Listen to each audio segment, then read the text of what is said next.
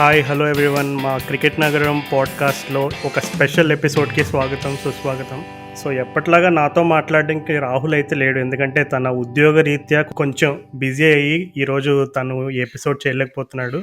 కానీ మనతో ఈరోజు మా క్రికెట్ నగరం పాడ్కాస్ట్కి ఒక అత్యంత దగ్గరైన ఒక వ్యక్తి, మమ్మల్ని ఎప్పుడూ ఆదరిస్తూ అభిమానిస్తూ మా పాడ్కాస్ట్కి కంటిన్యూస్గా ఫీడ్బ్యాక్ రాస్తూ ఉండే అభిషేక్ జాయిన్ అవుతున్నాడు.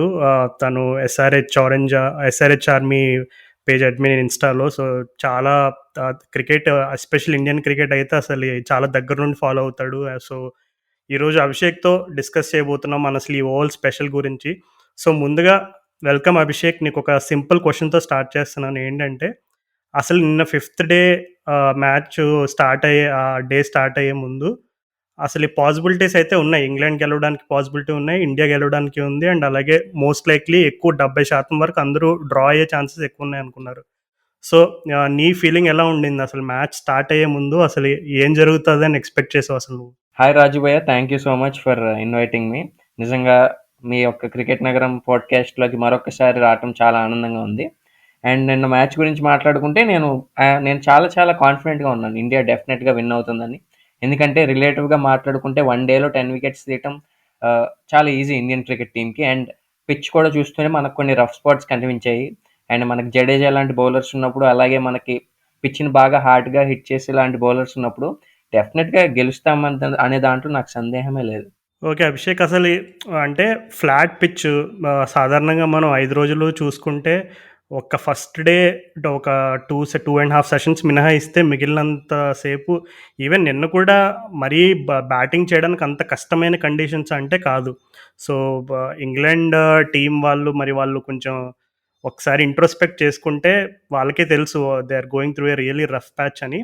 కానీ ఎక్కువ అంటే అసలు ఈ మ్యాచ్కి ముందు, అలాగే ఈ మ్యాచ్ జరుగుతున్నప్పుడు, ఈవెన్ మ్యాచ్ అయిన తర్వాత కూడా ఒక ఎక్కువ శాతం చాలామంది మాట్లాడుకున్న ఒక అంశం ఏమిటంటే అశ్విన్ని ఎందుకు టీంలో తీసుకోలేదు అసలు. అండ్ మనకు Ashwin best spinner and oval pitch, తను ఆల్రెడీ అదే ఓవల్ సర్ఫేస్ పైన కౌంటీ క్రికెట్ కూడా ఆడాడు ఈ సీజన్లోనే. సర్రేకి ఆడాడు, అండ్ సర్రేకి ఆడినప్పుడు రికార్డ్ ఫిగర్స్ 6 వికెట్స్ ఇంకా ఎక్కువ తీశాడు ఒక ఇన్నింగ్స్లో. సో అలా అలా ఫామ్లో ఉన్న అశ్విన్, అండ్ అలాగే తను లాస్ట్ 8 months తీసుకున్నా సరే ఇండియన్ క్రికెట్లో అశ్విన్ ఇంపాక్ట్ ఎలా ఉంది అంటే, అశ్విన్ ఇంపాక్ట్ గురించి అందరికీ తెలిసిందే. కానీ అశ్విన్ ద స్పిన్నర్ తను లాస్ట్ 1.5 yearలో అసలు ఎంత ఎవాల్వ్ అయ్యాడు, తన బౌలింగ్లో ఎంత వేరియేషన్స్ వచ్చినాయి, ఇవన్నీ కన్సిడర్ చేసుకుంటే చాలా డిబేట్ ఉంది అసలు అశ్విన్ని టీంలోకి ఎందుకు తీసుకోలేదు అని.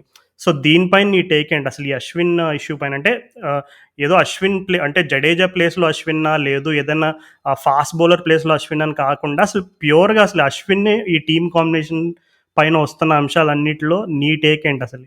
అంటే టు బి ఆనెస్ట్, అశ్విన్ లేకుండా మనం ఈ టెస్ట్ మ్యాచ్ ఆడటం అనేది నిజంగా ఒక విధంగా చెప్పాలంటే అన్ఫార్చునేట్ థింగ్ అనుకోవాలి. బట్ టీమ్ బ్యాలెన్స్ పరంగా కానివ్వండి, లేకపోతే మన టీమిండియా యొక్క మైండ్ సెట్ పరంగా కానీ వాళ్ళు ఒక వేలో ఆలోచిస్తున్నారు. సో మనం దానికి రెస్పెక్ట్ ఇవ్వాలనుకుంటే మాత్రం డెఫినెట్గా వాళ్ళ కాల్ని మనం పూర్తిగా రెస్పెక్ట్ చేయొచ్చు. ఎందుకంటే వాట్ దే ఆర్ నేను అనుకోవడం, వాళ్ళు ఏమనుకుంటున్నారంటే లైక్ శ్రద్ధల్ ఠాకూర్ లాంటి ప్లేయర్ని మనం ఆడించినప్పుడు తను అశ్విన్ కన్నా బెటర్ బ్యాటింగ్ ఇవ్వగలుగుతున్నాడు. అంతేకాకుండా ఇంగ్లీష్ కండిషన్స్ కాబట్టి మార్నింగ్ కనుక ఏమైనా మూవ్మెంట్ కనుక ఉంటే తను బాగా మంచి స్వింగ్ బౌలర్ కాబట్టి తను క్యాపిటలైజ్ చేసుకోగలడు. అండ్ ఆల్సో తనకి ఒక న్యాక్ ఉంది, లైక్ పార్ట్నర్షిప్ బ్రేకర్ అనే ఒక ముద్ర తన మీద ఉంది కాబట్టి తను ప్రీవియస్గా కూడా అలాంటి చాలా చాలా చేశాడు కాబట్టి. అండ్ అంతేకాకుండా శ్రద్ధల్ ఠాకూర్ గురించి ఇంకా మనం మాట్లాడుకుంటే తను రంజీ ట్రోఫీస్లో ఒక అద్భుతమైన బౌలర్గా ఎదిగాడు అంచెలంచెలుగా. తను నిన్న మొన్న వచ్చిన పేరు కాదు, 2013 నుంచి కూడా కన్సిస్టెంట్గా రంజీ ట్రోఫీలో కష్టపడి తన స్కిల్స్ని అమెండ్ చేసుకుంటూ వచ్చాడు. సో అందుకనే వాళ్ళు శ్రద్ధల్ ఠాకూర్ వైపు మొగ్గు చూపారని నేనైతే అనుకుంటున్నాను. అండ్ జడేజా మీద అయితే వాళ్ళు ఎప్పుడూ పిక్ చేసుకుందామని అనుకున్నారు జడేజాని, because of his allround ability. But నేనైతే ఇంకా still I feel that Ashwin అనే ప్లేయర్ అనేది మనకు ఉండాలి. ఎందుకంటే 400 వికెట్స్ తీసిన ఒక బౌలర్ని మనం పక్కన పెట్టడం అనేది, అది జస్ట్ 400 వికెట్స్ తీసాడనే కాదు, but the skill set of Ashwin అది మాత్రం చాలా చాలా వేరే ప్లేయర్స్కి చాలా తక్కువ మందికి ఉంటుంది అలాంటి స్కిల్ సెట్. అండ్ అలాంటి స్కిల్ సెట్ అశ్విన్కి ఉంది. బట్ అశ్విన్ ఒకవేళ నిన్న మ్యాచ్లో ఆడుంటే నిన్న మ్యాచ్ అనేది మేబీ మార్నింగ్ సెషన్లోనే కంప్లీట్ అయిపోయేదని నా ఒపీనియన్. సో అశ్విన్‌ని నాకు తెలిసి మాంచెస్టర్‌లో ట్రై చేస్తాడని విరాట్ కోహ్లీ నేనైతే భావిస్తున్నాను. So, yeah! అశ్విన్ లేకుండా ఆడటం నేనైతే సపోర్ట్ చేయను. But it works for Virat Kohli then no problem. చాలా చక్కగా చెప్పావు అభిషేక్. బేసిక్‌గా ఇప్పుడు మాంచెస్టర్‌లో పిచ్ కొంచెం స్పిన్‌కి అనుకూలంగా ఉంటదనే వార్తలు ఎక్కువ వినపడుతున్నాయి. అండ్ అదే కాకుండా నేను ఈ సీజన్‌లో మాంచెస్టర్‌లో చూసిన టీ20 గేమ్స్ గానీ, లేదు 100 గేమ్స్ కానీ నేను అబ్జర్వ్ చేసినప్పుడు నాకనిపించిందేంటంటే, అక్కడ ట్రాక్స్ మాత్రం ఎందుకో చాలా స్లోగున్నది ఈ సీజను. అంటే యూజువల్లీ మాంచెస్టర్ ఏమీ రన్ ఫీస్ట్ లాంటి వెన్యూ అయితే కాదు. కాకపోతే చాలా స్లో ఉంది. సో, అలాంటి స్లో సర్ఫేస్ పైన ఎస్పెషల్లీ మొహమ్మద్ సిరాజ్‌కేమో కొంచెం ఇంజ్యూరీ స్లైట్ నిగిల్ అన్నట్టుగా కోహ్లీ కొంచెం హింట్ ఇచ్చాడు.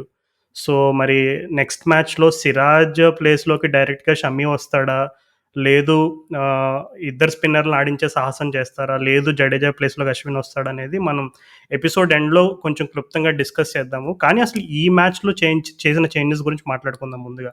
అసలు ఈ ఓవల్ మ్యాచ్‌లో మనకి ఇషాంత్ శర్మ అండ్ షమీ ఇద్దరు కూడా ఇషాంత్ శర్మ అండ్ కొంచెం నిగిలుంది. అండ్ అలాగే తను కొంచెం హెడింగ్లీ టెస్ట్ మ్యాచ్‌లో కొద్దిగా స్ట్రగుల్ అయ్యాడు. అండ్ అలాగే షమీకి కూడా కొంచెం చిన్న ఇంజ్యూరీ కన్సర్న్ వల్ల ఉమేష్ యాదవ్ అండ్ షార్దుల్ ఠాకూర్‌ని టీమ్‌లోకి తీసుకొచ్చారు. సో, వాళ్ళిద్దరిని తీసుకొచ్చిన తర్వాత వాళ్ళిద్దరూ ఈ మ్యాచ్‌లో డిఫరెంట్ స్టేజెస్‌లో క్రియేట్ చేసిన ఇంపాక్ట్ గురించి మాట్లాడుకుంటే నిజంగా అంటే చాలా సార్లు ఇప్పుడు మన లాస్ట్ ఇయర్ కూడా గ్యాబా టెస్ట్ మ్యాచ్ జరిగినప్పుడు ఎక్కువగా చాలామంది చెప్పుకున్న ఒక అంశం ఏంటంటే, ఇండియన్ టీమ్ డెప్త్ అంటే ప్లేయింగ్ 11లో ఉన్న టీమే కాకుండా ఇంకా రిజర్వ్స్ ఎవరైతే ఉన్నారో వాళ్ళందరూ కూడా ఈక్వల్లీ గుడ్ అని ప్రూవ్ చేసుకునే అవకాశం వచ్చిన ప్రతిసారి ప్రూవ్ చేస్తూనే వచ్చారు. అండ్ అలాగే ఇప్పుడు ఈ ఓవల్ మ్యాచ్‌లో ఉమేష్ యాదవ్ పర్ఫార్మెన్స్ ఆ ఫస్ట్ ఇన్నింగ్స్‌లో జో రూట్ వికెట్ అవ్వచ్చు. అండ్ అలాగే షార్దుల్ ఠాకూర్ ఫస్ట్ ఇన్నింగ్స్‌లో మరలా సెకండ్ ఇన్నింగ్స్‌లో 2 ఫిఫ్టీలు కొట్టడం. సో, నేను ఇందాకే ఒక చిన్న కథ విన్నాను. సో, అది మన లిజనర్స్‌తో పంచుకుంటాను. అది భరత్ సుందరేషన్ అని చాలా ఫేమస్ క్రికెట్ రైటర్. మన లిజనర్స్‌కి చాలా మందికి తెలిసే ఉంటారాయన. సో, ఆయన ఇందాకే పంచుకున్నారు ఒక కథ. సో, అది నేను మన లిజనర్స్ అందరితో కూడా పంచుకుంటాను. సో, 2009 సంవత్సరంలో సరిగ్గా బెంగుళూరులో దులీప్ ట్రోఫీ మామూలు మన ఇండియన్ డొమెస్టిక్ టోర్నమెంట్ అది దులీప్ ట్రోఫీలో Duleep trophy central zone versus south zone match జరుగుతుందంట 2009 బెంగుళూరులో. సో, అప్పుడు మనవాడు ఉమేష్ యాదవ్ అండ్ అలాగే ఫయాజ్ ఫజల్ ఇద్దరు కూడా విదర్భ క్రికెటర్స్. వాళ్ళిద్దరూ కూడా అప్పుడప్పుడే కొంచెం లైమ్ లైట్‌లోకి వస్తున్న యంగ్ క్రికెటర్స్ అనమాట. ఇండియన్ క్రికెట్ కూడా కాదు. జస్ట్ అప్పుడప్పుడే కొంచెం నోటీస్ అవుతున్న క్రికెటర్స్ టైప్‌లో ఆ స్టేజ్‌లో ఉన్నాడు అప్పుడు ఉమేష్ యాదవ్. సో, అప్పుడు ఆహ్, మన ఇప్పుడు నేను చెప్తున్న రైటర్ భరత్ అన్న బయటికి అదే ఆ సెంట్రల్ జోన్ కోచ్ ఎవరైతే ఉన్నాడో తను తను కూడా ఒక బాగా ఫేమస్ క్రికెటర్ అంట.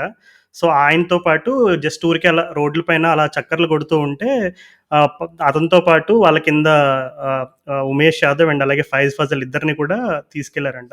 సో, ఫైజ్ ఫజల్ ఏమో త వాళ్ళ గర్ల్ ఫ్రెండ్‌కి కొంచెం ఏదో కొనాలని చెప్పి మధ్యలో దారిలో నేను మళ్ళా కలుస్తానని వెళ్ళిపోయాడంట. తర్వాత మనోడు ఉమేష్ యాదవ్‌ను, భరత్ అన్న ఇంకా ఆహ్, central zone senior player come coach, mentor ఎవరైతే ఉన్నారో వాళ్ళు ముగ్గురు కలిసి అలా రోడ్ల పైన నడుస్తూ ఉంటే ఆబ్వియస్‌లీ ఆ చెప్పిన ఆహ్, సెంట్రల్ జోన్ కోచ్ చాలా ఫేమస్ కాబట్టి కొంచెం ఆయన ఎక్కువ మంది వచ్చి అందరూ సార్ ఆటోగ్రాఫ్ ఇవ్వండి, ఒక ఫోటో తీసుకుంటాము అలా అని ఎక్కువ చాలామంది వస్తున్నారంట. మనోడు పక్కనే ఉమేష్ యాదవ్ నుంచొని చాలా సిగ్గుపడుతూ అంటే అప్పటికి తనెవరికీ తెలీదు సరిగ్గా. తనెవరు నోటీస్ కూడా చేయట్లేదు. ఊరికే సిగ్గుపడుతూ ఆళ్ళ పక్కన నుంచున్నాడంట. ఆహ్, మా భరత్ అన్నేమో ఇట్లా అన్నాడంట.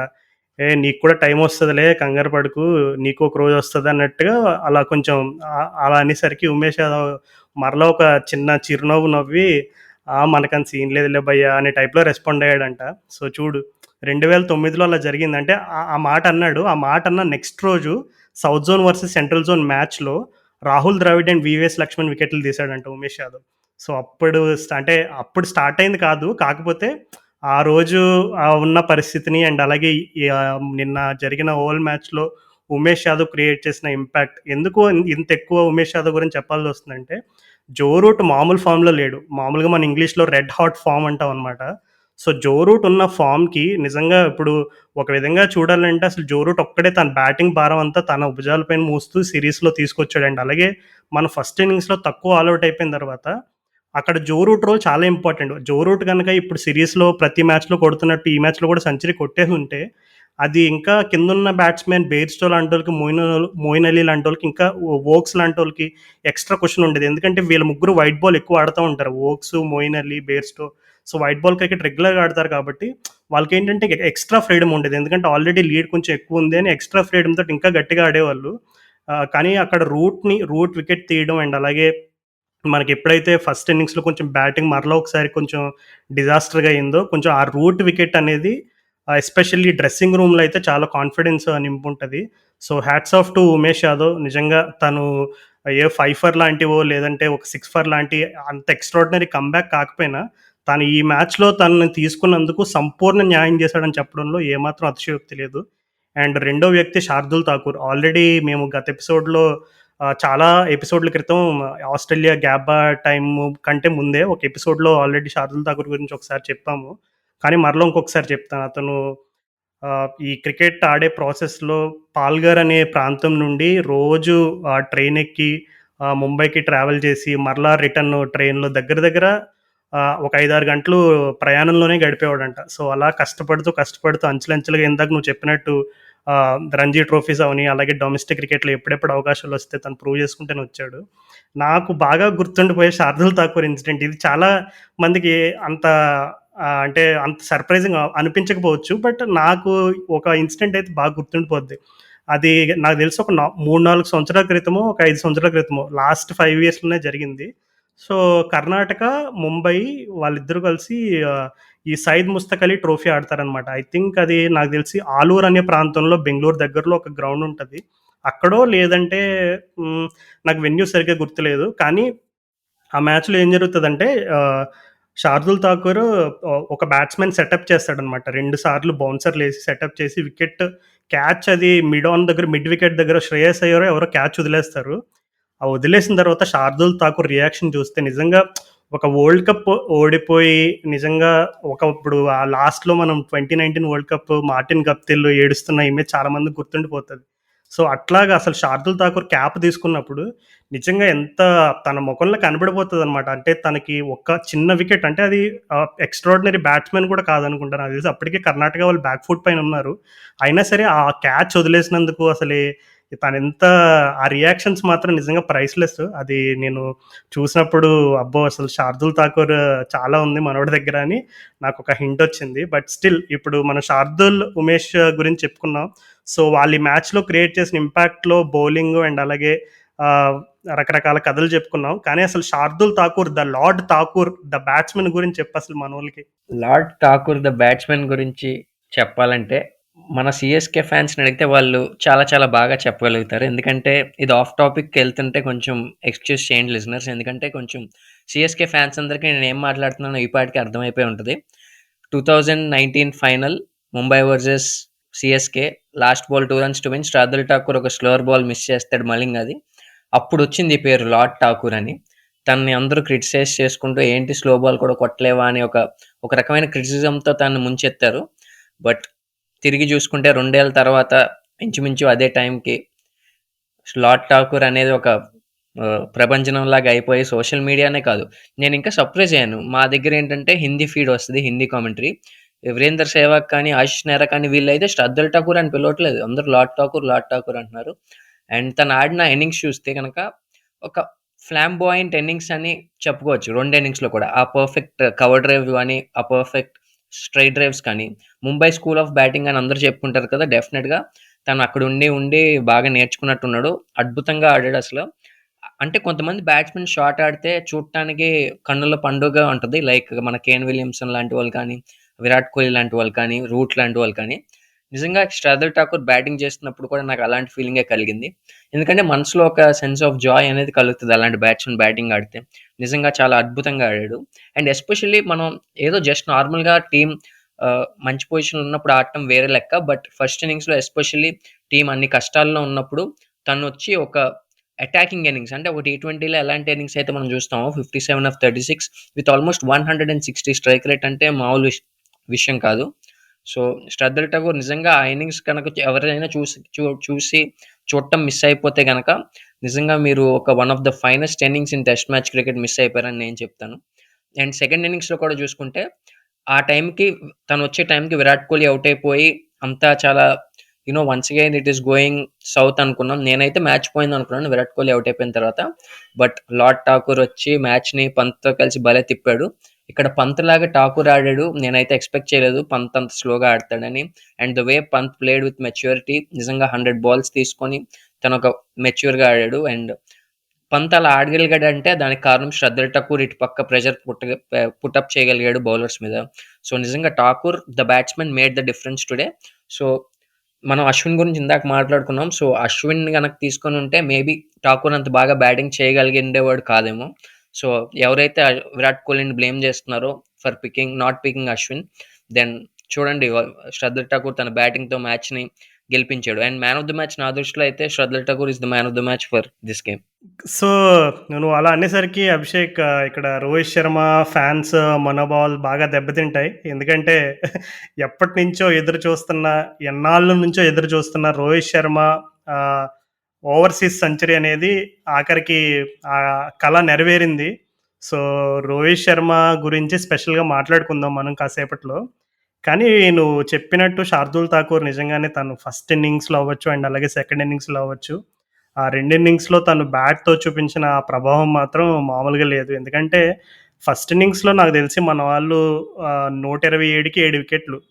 సో, అందరూ అనుకునుంటారు ఇంకా ముగ్గురు ఉన్నారు. ముగ్గురు బౌలర్సే ఇంకా ఠాకూరు, బుమ్రా, ఉమేష్ యాదవ్, సిరాజు ఇంకా కష్టం ఎక్కువ ఎక్స్‌పెక్ట్ చేయలేం వీళ్ళ దగ్గర నుండి. అండ్ ఎస్పెషల్లీ ఇంగ్లాండ్ వాళ్ళ బౌలింగ్ ఫార్మ్ చూస్తే ఆ టైంలో ఇంకా సర్లే ఇంకా నాకు తెలిసి ఇంకొక 150 వరకు వెళ్తే స్కోర్ గొప్ప అని అనుకుని ఉంటారు. కానీ దాదాపు మనం ఫస్ట్ ఇన్నింగ్స్‌లో 200 వరకు వెళ్ళిపోయామంటే అంటే దాదాపు 191 కొట్టగలిగామంటే నాకు తెలిసి దాంట్లో శార్దూల్ ఠాకూర్ 50 అనేది చాలా ఆ ఇన్నింగ్స్ అనేది చాలా కీలకం అక్కడ. ఎందుకంటే ఇప్పుడు సేమ్ లాస్ట్ టెస్ట్ మ్యాచ్‌లో గూడా మనం ఏంటి ఆ 78కి ఆల్ ఔట్ అయినప్పుడు ఈ ఒకవేళ గనక వాట్ ఇఫ్ అనే క్వెషన్ మనం ఒక్కసారి సంధిస్తే మేబీ ఎవరైనా లోవర్ ఆర్డర్‌లో గట్టిగా వచ్చి టపా అటాక్ చేసేసి ఒక 50 కొట్టేసి ఉంటే ఎలా ఉండేది అలాంటి కండిషన్స్‌లో అనేటువంటి డిస్కషన్స్ అయితే అప్పుడు ఫస్ట్ డే జరిగినాయి.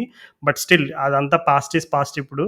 ఇప్పుడు ఎందుకు ఆ శార్దూల్ ఠాకూర్ ఇన్నింగ్స్ కీలకం అంటే ఇప్పుడు ఇప్పుడు ఇంగ్లాండ్ ఫస్ట్ ఇన్నింగ్స్ చూసుకుంటే వాళ్ళు 290కి ఆల్ ఔట్ అయిపోయారు. ఇప్పుడు ఎవరైనా నిజంగా ఇంగ్లాండ్‌ని బాగా అభిమానించే ఫ్యాన్స్ అంటే ఇంగ్లాండ్‌ని బాగా అభిమానించి ఇంగ్లాండ్ టెస్ట్ మ్యాచ్ గెలవాలని కోరుకునే వాళ్ళందరికీ గూడా నాకు తెలిసి ఈ టెస్ట్ మ్యాచ్‌లో ఒక పర్టిక్యులర్ సీన్ అయితే మర్చిపోలేరు. అదేంటంటే సరిగ్గా ఇంగ్లాండ్ వాళ్ళు ఒకవేళ రూట్‌తో ఔట్ అయినా తర్వాత మరలా మోయిన్ అలీ అండ్ అలాగే ఆలీ పోప్‌కి అది హోమ్ గ్రౌండ్ అది. ఇప్పుడు Kia Oval home ground.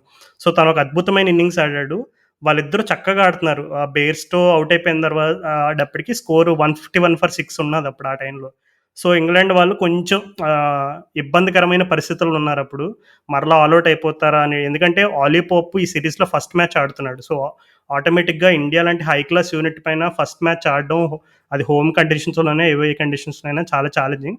So, Ali పోప్‌తో పాటు మోయిన్ అలీ ఉన్నాడు. కానీ మంచిగా పార్ట్నర్‌షిప్ వాళ్ళు లీడ్‌లోకి తీసుకెళ్లారు. 222 దగ్గర మోయిన్ అలీ ఒక షాట్ ఆడతాడనమాట జడేజా బౌలింగ్‌లో. సో, అది రోహిత్ శర్మ ఈజీగా క్యాచ్ పడతాడు కవర్ ప్రాంతంలో. సో, ఆ షాట్ మాత్రం మర్చిపోలేరు. ఎందుకంటే చాలామంది టెస్ట్ మ్యాచెస్ గురించి మాట్లాడుకున్నప్పుడు పేషెన్స్ అనే పదం ఎక్కువ వాడతారు. సో, ఎప్పుడు కూడా నువ్వు అపోజిషన్ ఎస్పెషల్లీ బౌలింగ్ టీమ్‌ని వీలైనంత సేపు వాళ్ళని ఫీల్డ్‌లో ఉంచితే నీకు ఎక్స్‌ట్రా అడ్వాంటేజ్. ఓకే. స్కోర్ అనేది ఆటోమేటిక్‌గా వస్తదా? లేదు కొంచెం ఎందుకంటే టెస్ట్ మ్యాచెస్‌లో ఎప్పుడు ఫేజెస్ ఉంటాయన్నమాట. ఏంటంటే కొన్నిసార్లు ఒక బౌలర్ మంచి రిథమ్‌లో ఉంటే నీకు రన్ రేటు మహా అయితే 1, 2 పెర్ ఓవర్ రావడమే కష్టం. గగనంలా అనిపిస్తది. కొన్నిసార్లు ఏమవుతదంటే కొంచెం కొంతమంది బౌలర్స్ కొంచెం రిథమ్‌లో ఉంటారు. లేదంటే కొంచెం టచ్ మిస్ అయితే గనక కొంచెం బౌండరీ బాల్స్ అది కన్సిడర్ చేసి ఆ టైంలో కొంచెం రన్ రేట్ పెరగడం, తగ్గడం ఇలాంటివన్నీ చూస్తా ఉంటాం మనం.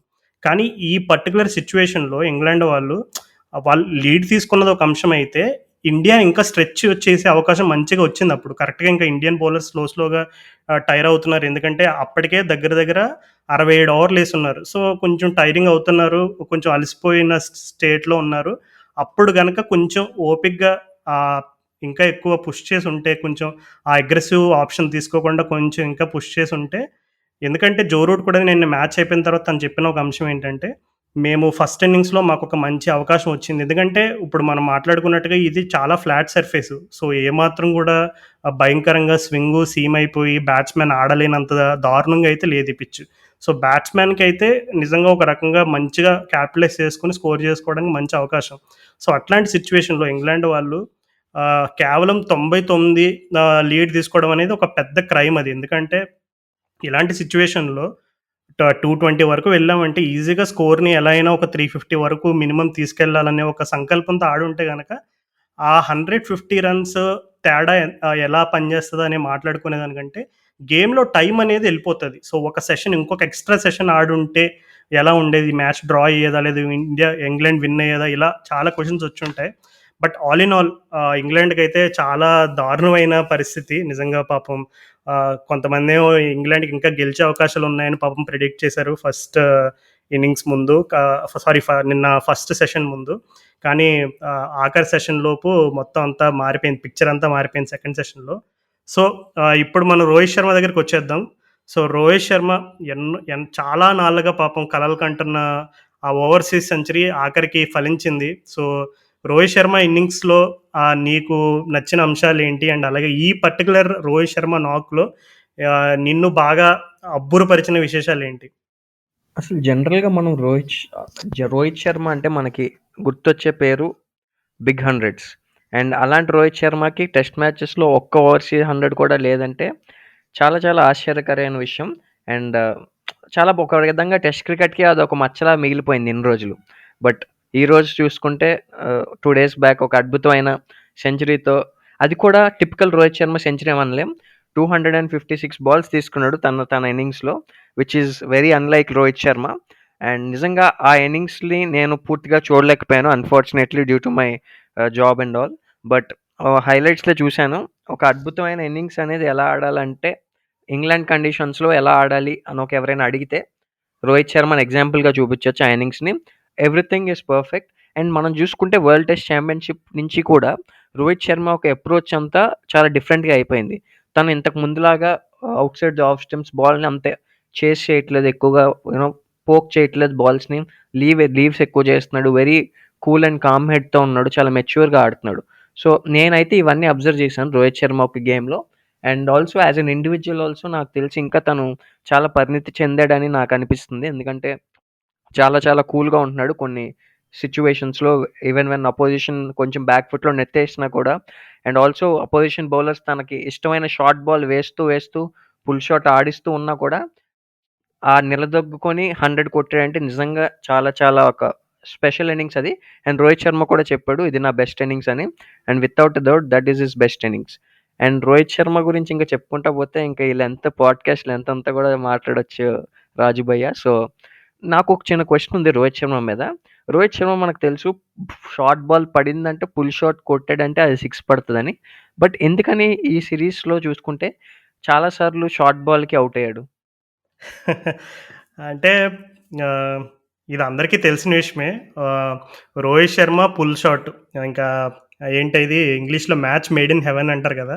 సో, అలాగా అసలు పుల్ షాట్‌ని రోహిత్ శర్మ నుంచి వేరుపరచడం అనేది అసాధ్యం అసలు. ఎందుకంటే తను గనక పొరపాటున బాల్ షాట్ పిచ్ అయింది అనుంటే ఇంక ఆటోమేటిక్‌గా అంటే తన బ్రెయిన్‌లో అది ప్రోగ్రామింగ్ లాగా వైర్డ్ అయిపోయి ఉంటదేమో ఇంకా.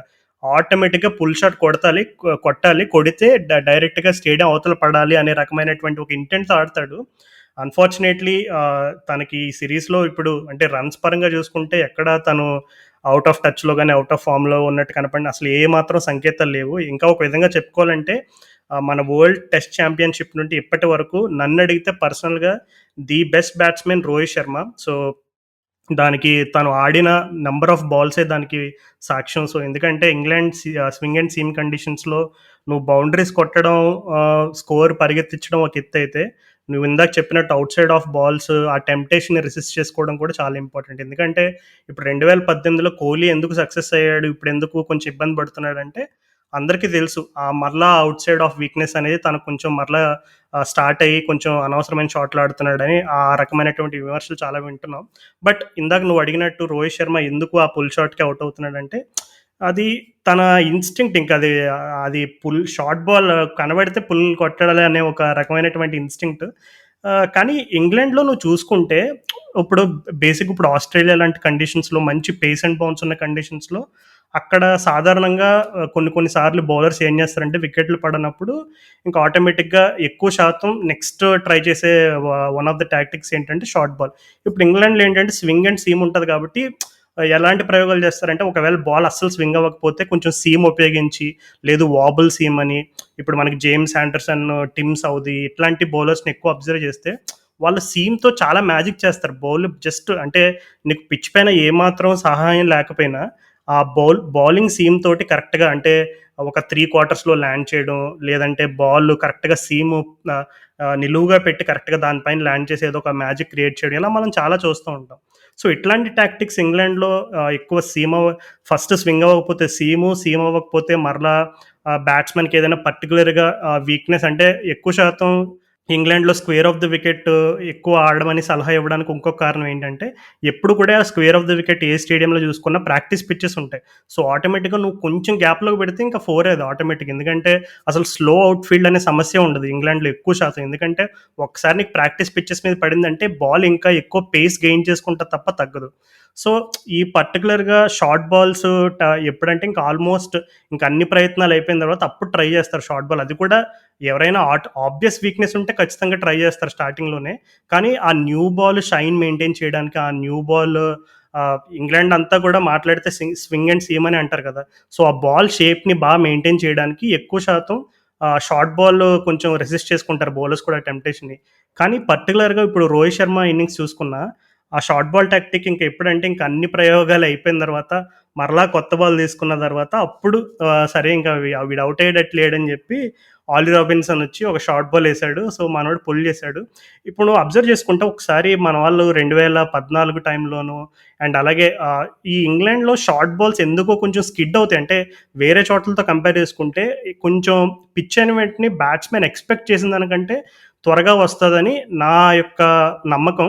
మేబీ నేను తప్పై ఉండొచ్చు. బట్ ఈ కండిషన్స్‌లో షార్ట్ బాల్ ఎక్కువ స్కిడ్ అయ్యి కొంచెం బ్యాట్స్‌మెన్ అనుకున్న దానికంటే ముందుగా రావడం వల్ల రోహిత్ శర్మ మిస్ టైమ్ చేస్తున్నాడేమో అని నేను అనుకుంటున్నాను. ఎందుకంటే సాధారణంగా రోహిత్ శర్మకి పుల్ షాట్ అంటే వెన్నతో పెట్టిన విద్య. సో, సాధారణంగా తను అది మిస్ చేసుకోవడం అనేది జరగదు. కానీ ఈ పర్టిక్యులర్ సీరీస్‌లో తను ఇబ్బంది పడుతున్నాడంటే నేను చూడగలిగే ఒకే ఒక కారణం ఏంటంటే మేబీ తను కొంచెం ఎక్స్‌పెక్ట్ చేసిన కంటే త్వరగా బాల్ తన మీదకొస్తుందేమో అని నేను అనుకుంటున్నా. అంటే మనం ఇక్కడ దాన్ని ఒక వీక్‌నెస్‌గా పోర్ట్రే చేయకూడదు. ఎందుకంటే అది ఆ షాటే చాలా రన్స్ కూడా తెస్తుంది. సో, అది అదే ఇంక నేచురల్‌గా అలా అవుతది అని అనుకోవచ్చు. సో, పెద్దగా మనం నాకు తెలిసి దాని గురించి వర్రీ అవ్వాల్సిన సైన్ అయితే అదేం కాదు. అండ్ ఆల్సో రోహిత్ శర్మ గురించి ఇంకో విషయం చెప్పాలంటే మన జస్ట్ బిఫోర్ సిరీస్ మన డీకేతో ఇంటర్వ్యూ అయింది కదా! స్కై స్పోర్ట్స్‌లో చాలామంది మన లిజనర్స్ చూసే ఉంటారు ఈ పాటికల్లా.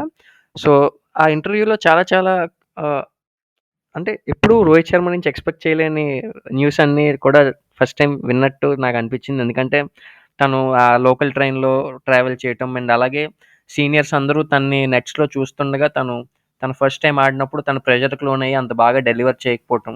తర్వాత వినోద్ కాంబ్లీ వచ్చి తనని మోటివేట్ చేసి ఇలా చేయాలి అంటే, సో తర్వాత తను ఒక వేరే లెవెల్‌లో ఆడటం. సో ఇదంతా కూడా ఒక టిపికల్ ఒక టాలెంటెడ్ పర్సన్ తన కష్టంతో పైకొచ్చేది ఎలా రావాలనుకుంటే మాత్రం రోహిత్ శర్మ లైఫ్ నిజంగా ఎగ్జాంపుల్. అండ్ నిజంగా ఈ ఇంగ్లాండ్ సీరీస్‌తో తన లైఫ్ అనేది అంటే తన క్రికెటింగ్ కెరియర్ అనేది చాలా చాలా కంప్లీట్‌గా అన్ని అన్ని రంగాల్లోనూ, అన్ని ఫార్మాట్స్‌లోనూ, అన్ని కంట్రీస్‌లోనూ అయ్యాడని చెప్పుకోవచ్చు. ఈ యొక్క ఇంగ్లాండ్ బాక్స్ టిక్ చేసిన తర్వాత. అండ్ ఇంకా ముందు ముందు రోహిత్ శర్మ ఇలాగే ఎన్నెన్నో మరెన్నో హండ్రెడ్స్ కొట్టాలని కోరుకుందాం. అండ్ ప్రాబబ్లీ నెక్స్ట్ మ్యాచ్‌లో మాంచెస్టర్‌లో లాస్ట్ టైమ్ 2019లో మనం ఎంఎస్ ధోని రనౌట్‌తో సెమీఫైనల్ ఓడిపోయాం. సో, ఈసారి రోహిత్ శర్మ అప్పుడు చాలా చాలా డిసప్పాయింటెడ్‌గా కనిపించాడు. ఆ ఇమేజెస్ ఇంకా ఫ్లాష్ అవుతా ఉంటాయి లిజనర్స్‌కి. సో, రోహిత్ శర్మ ఇప్పుడు అక్కడ ఒక 300 కొడితే బ్రేక్ ఇవ్వటానికి మేమందరం రెడీగా ఉన్నాం. సెంచరీ అయిపోయింది. డబుల్ సెంచరీ అయిపోయింది. ఇప్పుడు 100 అసలే sky high expectations Abhishek. So, కానీ హోప్‌ఫుల్లీ నువ్వన్న మాటలు నిజంగా నిజమవుతాయని అందరం కోరుకుందాం. కానీ ఇప్పుడు ఈ ఈ మ్యాచ్‌లో పర్టిక్యులర్‌గా ఇప్పుడు నిన్న ఆఖరి రోజు గురించి మనం మాట్లాడుకోవాలంటే, ఆ జస్‌ప్రీత్ బుమ్రా కరెక్ట్‌గా బాల్ రివర్స్ స్వింగ్ అవుతున్న టైంలో తనేసిన స్పెల్ అసలి అంటే బుమ్రా గురించి చాలా ఎక్కువగా అంటే ఎప్పుడైనా తను కొంచెం ఆఫ్ కలర్ ఉన్నప్పుడు ఎక్కువగా వచ్చే ఒక విమర్శ ఏంటంటే, తను కరెక్ట్ లెంత్ హిట్ చేయడు. కొంచెం ఫుల్లర్ లెంత్ కంటే కొద్దిగా షార్ట్ ఏస్తాడు. సో, దానివల్ల కొంచెం తనకు ఆ వికెట్ టేకింగ్ స్కిల్ అనేది కొంచెం అక్కడ ఆ టైంలో అంటే పర్టిక్యులర్‌గా తను ఎప్పుడైనా కొంచెం ఆఫ్ కలర్ ఉన్న టైంలో కొంచెం ఇబ్బంది పడతాడనడానికి అదొక కారణంగా ఎత్తి చూపిస్తారు. కానీ ఇప్పుడు నిన్న స్పెల్‌లో మాత్రం Ali Pope and Jonny Bairstow.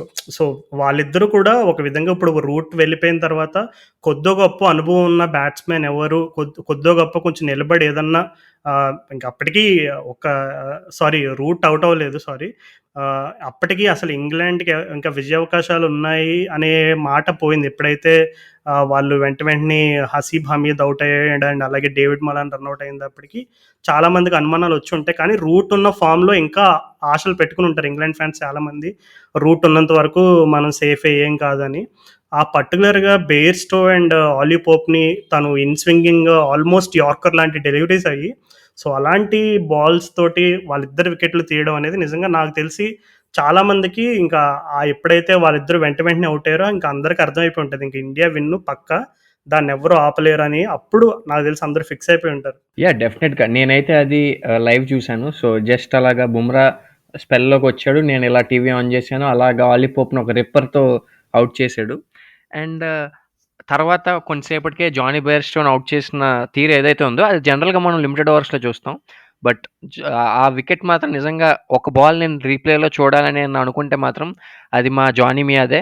ఎందుకంటే అసల ఆ perfect it's a treat like stumps అన్నీ అలా తుల్లిపోతుంటే ఒక ఆడియన్స్‌గా మనకు చూస్తే ఏదో ఒక అడ్రినలిన్ రషో, డోపమైన్ రిలీజో ఏదో అంటారు మీరు. సో, అది అన్నీ ఒకేసారి వచ్చేసినట్టు అనిపిస్తాయి. అండ్ ఎస్పెషల్లీ విరాట్ కోహ్లీ కూడా ఒక మాట అన్నాడో, లేకపోతే సోషల్ మీడియాలో ఒక రౌండ్ అవుతుందో తెలియట్లేదు. బట్ "నువ్వు నాకు బాల్ ఇస్తానే ఉండు. బాల్ రివర్స్ అవుతుంది" అని విరాట్ కోహ్లీని అడుగుతాడు బుమ్రా. అండ్ అది ఒక విధంగా చెప్పాలంటే అది కొంచెం probably it's a very bold statement. ఎందుకంటే మనం చూసుకుంటే నిన్న ఎవరు ఎక్కువ ఓవర్స్ చేశారని చూసుకుంటే రవీంద్ర జడేజా చేయి పడిపోయేలాగా 30 ఓవర్లేసాడు. తర్వాత ఎవరైనా ఎక్కువ వేశారంటే బుమ్రా 22 ఓవర్స్ ఏసాడు. 2 వికెట్స్‌కి 27 రన్స్ అంటే ఎకానమీ లెస్ ఆల్మోస్ట్ 1. సో, అంత కన్సిస్టెంట్‌గా అంత ఫిట్‌నెస్ లెవెల్స్‌తో అంటే నిజంగా ఒక కెప్టెన్‌గా కూడా ఆలోచించగలిగితే ఒకసారి. ఎందుకంటే మనకు అలాంటి వికెట్స్ మీద సిరాజ్ బాగా గెలుతున్నాడు. ఉమేష్ యాదవ్ మంచి రిథమ్‌లో ఉన్నాడు. సో, ఇలాంటప్పుడు బాల్ ఎవరు రివర్స్ అవుతుందంటే బుమ్రాని కొంచెం ఆపుతారు న్యూ బాల్ కోసం. బాబు కొంచెం రెస్ట్ తీసుకో. న్యూ బాల్ 2, 3 ఓవర్‌లో వస్తుంది. నువ్వు కంగారు పడకని. బట్ ఆ బుమ్రా చూపించిన కాన్ఫిడెన్స్‌కి ఇంకా విరాట్ కోహ్లీ కూడా ఓకే భయ్యా ఇంక చలో అని ఇచ్చాడు. ఇంకా బుమ్రా ఇంకా నాకు తెలిసి that is the game changer. Obviously Root wicket is the seal అయిపోయింది. But once Ollie Pope out అయిన తర్వాత England are never going to win. మీరు ట్వీట్ చేశారు కదా! ట్వీట్‌లో boom England can't win now అని. సో, సేమ్ అదే. ఆహ్, అదే జరిగిందక్కడ. అండ్ తర్వాత జానీ బెయిర్‌స్టో వికెట్‌తో నాకింకా మైండ్‌లో డౌట్స్ అన్నీ క్లియర్ అయిపోయి లంచ్ ఆహ్, టీ సెషన్ కన్నా ముందే గెలిచేస్తాం అనుకున్నాను. ఓ 10 నిమిషాలు లేట్ అయినా కూడా గెలిచేసాం. So, yeah! Jasprit Bumrah is the number 1 test bowler at the moment. ఏమాత్రం సందేహం లేదు అభిషేక్ దాంట్లో. సో, మనం చాలా అంటే మన భారత జట్టు గెలిచిన సందర్భంలో మనం చాలా సంతోషకరమైనటువంటి విషయాలు, వార్తలు చెప్పుకున్నాం. కానీ ఇప్పుడు ఇంగ్లీష్‌లో ఎలిఫెంట్ ఇన్ ద రూమ్ అంటారు కదా! గదిలో ఏనుగు గురించి మాట్లాడుకుందాం. సో, ఇప్పటికే అర్థమైపోయి ఉంటది ఎవరి గురించి మాట్లాడుతున్నాం మన లిజనర్స్ అందరికీ కూడా. అజింక్య రహానే. సో, ఏంటి అసలు అజింక్య రహానేకి ఏం జరుగుతుంది అసలు?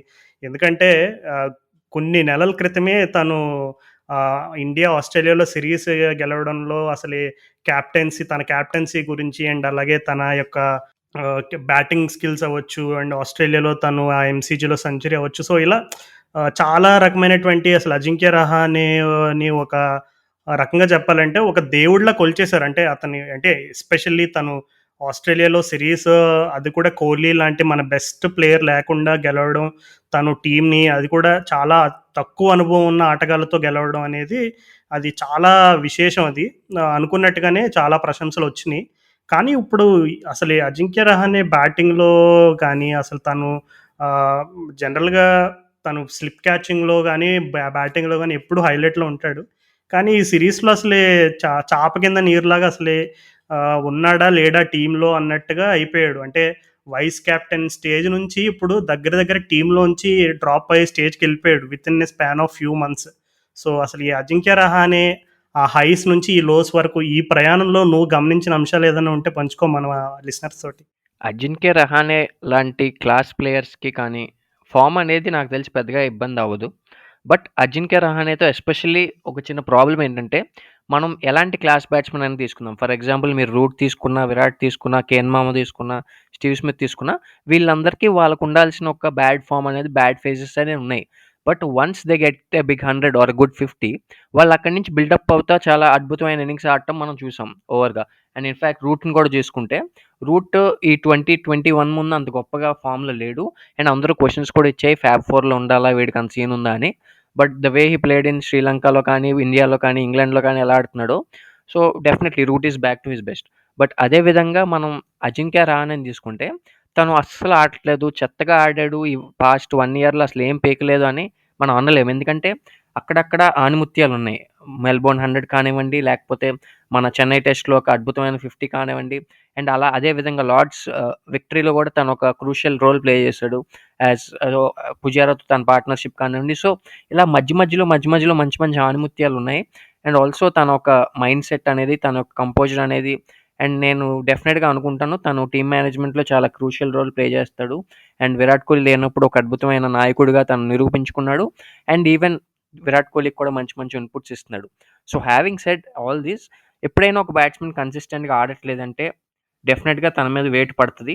And especially Indian cricket team అయితే ఏమాత్రం కనికరం చూపియకుండా వేటేస్తది.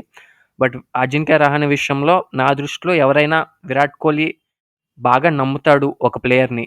ఏమైనా సరే అంటే నాకు తెలిసి రోహిత్ శర్మ తర్వాత అజింక్య రహానేనే.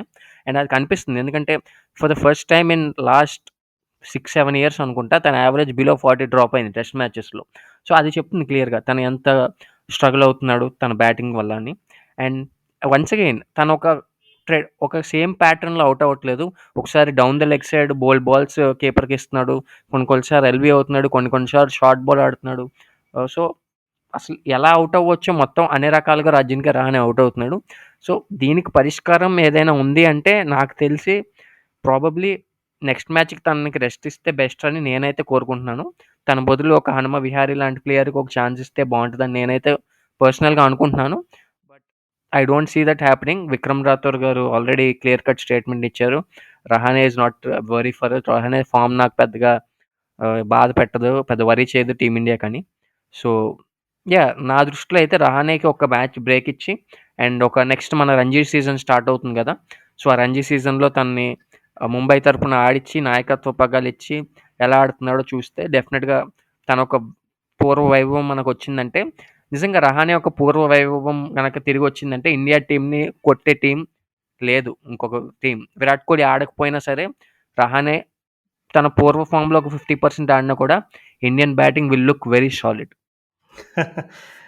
ఖచ్చితంగా అభిషేక్ ఆ విషయంలో మాత్రం ఏం సందేహం లేదు. కానీ ఇప్పుడు రిషబ్ పంత్ బ్యాటింగ్ మీద కూడా చాలా రకమైనటువంటి విమర్శలొచ్చినియి. అతను ఔట్ అయ్యే తీరు అవ్వచ్చు అండ్ అలాగే కొంచెం లో స్కోర్స్‌కి ఔట్ అయిపోవడం. కానీ తను సెకండ్ ఇన్నింగ్స్‌లో శార్దూల్ ఠాకూర్ తోటి ఆ సెంచరీ పార్ట్నర్‌షిప్ అనేది కూడా ఆ మ్యాచ్‌లో రన్స్ ఇండియా రన్స్ పెంచడమే కాకుండా చాలా టైం తీసేసుకున్నారు. అంటే ఆ టైం తీసుకోవడం వల్ల ఏమైందంటే ఇంగ్లాండ్ ఆటోమేటిక్ ఇప్పుడు మనం చూసాం. ఇంగ్లాండ్ ఇప్పుడు నిన్న నిజంగా టార్గెట్ చేయాలన్నా ఎక్కడో ఒక స్టేజ్‌లో వాళ్ళు రిస్క్స్ తీసుకోవాలి. ఎందుకంటే 3 పర్ ఓవర్, 4 పర్ ఓవర్ కొట్టాలంటే టెస్ట్ క్రికెట్‌లో మనం మాట్లాడుకున్నంత తేలిక కాదు. సో, ఖచ్చితంగా కొద్దిగా రిస్క్ తీసుకునే సిట్యుయేషన్ ఇంగ్లాండ్‌కి వచ్చింది అంటే దానికి కారణం ఆ శార్దూల్ ఠాకూర్ అండ్ రిషబ్ పంత్ పార్ట్నర్‌షిప్‌లో వాళ్ళు టైం కూడా కన్జ్యూమ్ చేశారు. Rishabh Pant almost 40 plus strike rate maintain చేసినా అది నాట్ లైక్ నార్మల్‌గా ఎంత అటాకింగ్‌గా తను ఆడతాడో ఆ రకమైన ఇన్‌స్టింక్ట్స్‌ని కొంచెం కంట్రోల్ చేసుకున్నాడు. సో, ఇండియన్ డ్రెస్సింగ్ రూమ్ కొంచెం హ్యాపీ ఫీల్ అయి ఉంటది. ఎందుకంటే పాపం తనని చాలా బ్యాక్ చేస్తూ ఇంకా తననే ఇంకా ఫ్యూచర్ కీపర్‌గా తనకి స్టాంప్ ఏసేశారు. సో, కొంచెం ఈ సీరీస్‌లో డౌన్ అవుతున్న టైంలో మరలా కొద్దిగా రిషబ్ పంత్ కొంచెం స్లైట్ ఫార్మ్ చూపించడం అనేది కొంచెం పాజిటివ్ సైన్. అండ్ నువ్వు ఇందాక అలాగే 'విక్రమ్ రాథోర్' గురించి చెప్తుంటే నాకొక విషయం గుర్తొచ్చింది. అది ఆల్రెడీ మన లిజనర్స్ అందరికీ తెలిసిందే. మన పెద్దన్న రవిశాస్త్రి గారికి కొంచెం కోవిడ్ ప్రభావం వల్ల ఆయన్ని పక్కన పెట్టారు. సో, ఆయనతో పాటు ఇంకా కోచింగ్ స్టాఫ్‌లో ఒకరిద్దరికి కూడా ఆహ్, చ ఇట్లా ఈ కోవిడ్ వచ్చింది అనేటట్టుగా అంటున్నారు. సో, వాళ్ళందరూ కూడా ప్రస్తుతం క్వారంటైన్‌లో ఉన్నారు. సో, ఆఖరి టెస్ట్ మ్యాచ్‌కి రికవర్ అయ్యి ఐసోలేషన్ కంప్లీట్ చేసి ఇదంతా జరిగే సంగతి కాదు. ఎందుకంటే ఇంకా సరిగ్గా 3, 4 రోజుల్లో మరలా మనకి ఫైనల్ టెస్ట్ ఉంది. సో, ఆఖరి మ్యాచ్‌కి 'విక్రమ్ రాథోర్' గారే హెడ్ కోచ్ పగ్గాలు చేపట్టే అవకాశం కనపడుతుంది ఇప్పటికైతే. కానీ అసలు ఈ ఇంగ్లాండ్ కొలాప్సెస్ చూసుకుంటే ఈ సంవత్సరం చాలా దారుణం. ఎందుకంటే మనం అహ్మదాబాద్ టెస్ట్ మ్యాచెస్ దగ్గర నుంచి చూసుకుంటే ఒకసారొచ్చేసి 38 రన్స్‌కి 8 వికెట్లు కోల్పోయారు అహ్మదాబాద్‌లో ఒక ఇన్నింగ్స్‌లో. అండ్ అలాగే మరలా నెక్స్ట్ టెస్ట్ మ్యాచ్‌లో 31 రన్స్‌కి 7 వికెట్లు. అండ్ అలాగే మొన్న నాటింగ్‌హామ్ చూసుకుంటే 45 రన్‌లకి 7 వికెట్లు సమర్పించుకున్నారు. అంటే 138 నుంచి 138కి 3 వికెట్ల దగ్గర నుంచి 183 ఆల్ ఔట్ అయిపోయారు. అండ్ అలాగే నిన్న ఓవల్ కొలాప్స్ చూసుకున్న 52 రన్స్‌కి 6 వికెట్స్ కోల్పోయారు ఒక స్టేజ్‌లో. అండ్ అలాగే లార్డ్స్ కొలాప్స్ చూసుకుంటే 30 రన్స్‌కి 5 వికెట్స్ కోల్పోయారు. అండ్ అలాగే చెన్నైలో 36 రన్స్‌కి 5 వికెట్స్. అండ్ అలాగే మరలా అహ్మదాబాద్‌లో ఇంకొక మ్యాచ్‌లో 39 రన్స్‌కి 5 వికెట్స్. అండ్ అలాగే శ్రీలంకలో జరిగిన గాల్ టెస్ట్ మ్యాచ్‌లో 49 రన్స్‌కి 6 వికెట్స్. సో, ఇవన్నీ నిజంగా ఒక ఇంగ్లాండ్ అభిమానికి చాలా ఆహ్, కంగారు మాత్రమే కాదు, ఒక వణుకు పుట్టించే నంబర్స్ అనమాట ఇయన్నీ. అంటే కొలాప్సెస్ అనేవి టెస్ట్ క్రికెట్‌లో కామన్‌గా జరుగుతూ ఉంటాయి. ప్రతి టీము ఏ టీము దీనికి ఈ టీమ్ కొలాప్సెస్ అవ్వదు అని చెప్పలేం. ఎందుకు టెస్ట్ క్రికెట్ వండర్‌ఫుల్ అంటారంటే, నువ్వు ఎక్స్‌ట్రీమ్ హైస్ చూస్తావు, ఎక్స్‌ట్రీమ్ లోస్ కూడా చూస్తావు. ఇప్పుడు దానికి మనకు బెస్ట్ ఎగ్జాంపుల్ ఇండియా టీమే. లాస్ట్ మ్యాచ్‌లో 78కి ఆల్ ఔట్ అయ్యి, ఈ మ్యాచ్‌లో అంత తేడాతో ఒక అద్భుతమైన విజయం పొందడం అంటే అది మాటలు కాదు. సో, ఇంగ్లాండ్ కొలాప్సెస్ అయితే పాపం వాళ్ళ ఫ్యాన్స్‌ని చాలా ఇబ్బంది పెడతాయి. కానీ మరి మాంచెస్టర్‌లో వాళ్ళు గెలిచి సిరీస్‌ని సమన్ చేస్తారా? లేదు. ఇండియా అయితే గెలవాల్సిన అవసరం లేదు. జస్ట్ డ్రా చేసుకున్నా సరిపోతది. సో, వాతావరణం అయితే కొంచెం అనుకూలంగానే ఉన్నట్టు కనబడుతుంది. సో, ఆఖరి టెస్ట్ మ్యాచ్‌లో ఏం ఎక్స్‌పెక్ట్ చేస్తున్నావు? ఇండియా గెలుస్తదనుకుంటున్నావా? లేదు, మనం నార్మల్‌గా కొంచెం సేఫ్ గేమ్ ఆడేసి మన బౌలర్స్‌కి కొంచెం రెస్ట్ ఇచ్చి ఏమన్నా ప్రయోగాలు చేసి డ్రా చేసుకుంటే చాలనుకుంటున్నావు. ఆబ్వియస్‌లీ విరాట్ కోహ్లీ అయితే విన్‌కే వెళ్తాడు. బట్ రిజల్ట్ అయితే నువ్వేం ఎక్స్‌పెక్ట్ చేస్తున్నావు ఆఖరి టెస్ట్ మ్యాచ్‌లో? సో, నా ప్రిడిక్షన్ గనక కరెక్ట్ అయితే ఇండియా మాంచెస్టర్‌లో ఒక అద్భుతమైన విజయం సాధిస్తది. అంతేకాకుండా మ్యాన్ ఆఫ్ ద మ్యాచ్‌గా మన రోహిత్ శర్మ మరొకసారి తన అద్భుతమైన మేబీ ట్రిపుల్ సెంచరీ కొడతాడని ఆశిస్తున్నాను. బట్ కొట్టలేడేమో అనిపిస్తుంది. He will be the man of the match. And మరీ ముఖ్యంగా ఇంకో విషయం గనక మాట్లాడుకోవాలంటే if I don't get back into this match, ఈ మ్యాచ్‌లో ఇంగ్లాండ్ గురించి ఇంకొక ప్లేయర్ గురించి నేను మాట్లాడదాం అనుకుంటున్నాను. తను క్రిస్ వోక్స్. క్రిస్ వోక్స్ ఈ మ్యాచ్‌లో నాకు తెలిసి ఇంగ్లాండ్‌లో ఏదైనా ప్లేయర్ బాగా ఆడాడంటే నాకు తెలిసి Chris Woakes both with the bat and ball. And నాకు తెలిసి ముందు 3 టెస్ట్ మ్యాచ్‌లో క్రిస్ వోక్స్‌ని చాలా చాలా దారుణంగా మిస్ అయ్యారు ఇంగ్లాండ్. ఎస్పెషల్లీ స్టోక్స్ లేనప్పుడు. సో, నాకు తెలిసి క్రిస్ వోక్స్ లాంటి ఆల్ రౌండర్ ఇంగ్లాండ్‌కి దొరకటం ఇంగ్లాండ్ కండిషన్స్‌లో ఒక వరం. అండ్ మాంచెస్టర్‌లో కూడా క్రిస్ వోక్స్ ఒక కీలకమైన పాత్ర పోషిస్తాడని నేను అనుకుంటున్నాను. అండ్ మ్యాచ్ రిజల్ట్ చెప్పినట్టే ఇందాక చెప్పినట్టు నేను ఇండియా డెఫినెట్‌గా గెలుస్తదని నేనైతే ఆశిస్తున్నాను. అవును అభిషేక్.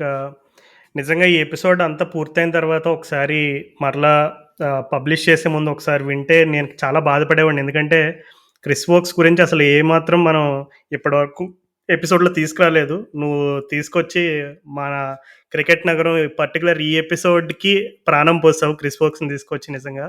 నిజంగా తను కమ్‌బ్యాక్ మ్యాచ్ ఇది నువ్వు చెప్పినట్టుగానే పాపం ఇంజ్యూర్డ్ అయ్యాడు. అండ్ అలాగే ఫస్ట్ మ్యాచ్ ఆడుతున్నాడు ఈ సమ్మర్ టెస్ట్ క్రికెట్‌లో. సో, నిజంగా క్రిస్ వోక్స్ బౌలింగ్ ఆల్ రౌండర్‌గా ఇంగ్లాండ్‌కి ఎంత వాల్యుబుల్ అనేది ఈ మ్యాచ్‌లో చూపించాడు. అంటే తను ఏదో వికెట్లు తీసాడనో, అదనో ఇదనో కాదు గానీ, తను వేసే లైన్ అండ్ లెంత్ గమనించండి ఒకసారి. అంటే నేనిప్పుడు చెప్పే మాటలు కొంచెం మరీ ఓవర్ అనిపించొచ్చు. ఎందుకంటే గ్లెన్ మెక్‌గ్రాత్ గుర్తొచ్చాడు నాకు. ఎందుకంటే గ్లెన్ మెక్‌గ్రాత్ ఎందుకు ఫేమస్ అంటే యాక్యురసీ అనమాట. యాక్యురసీ అంటే మెట్రోనోమ్ అంటారు ఇంగ్లీష్‌లో. సో, కరెక్ట్‌గా ఒకే స్పాట్ పైన బాల్ ల్యాండ్ చేయగలిగే ఎబిలిటీ అనేది చాలా తక్కువ మందికుంటది. సో, క్రిస్ వోక్స్ నాకు తెలిసి ఎస్పెషల్లీ అట్‌లీస్ట్ ఇంగ్లాండ్ కండిషన్స్‌లో, నేను ఓవరాల్ కండిషన్స్‌లో ఇంకా ఆ రకమైనటువంటి స్టేట్మెంట్ కొంచెం హైప్ అవ్వచ్చేమో. బట్ అట్‌లీస్ట్ ఇంగ్లాండ్ కండిషన్స్‌లో మాత్రం పర్సిస్టెంట్‌గా ఒకే ప్రాంతంలో బాల్‌ని ల్యాండ్ చేయడం అనేది నిజంగా ఒక మాస్టర్‌ఫుల్ స్కిల్ అది.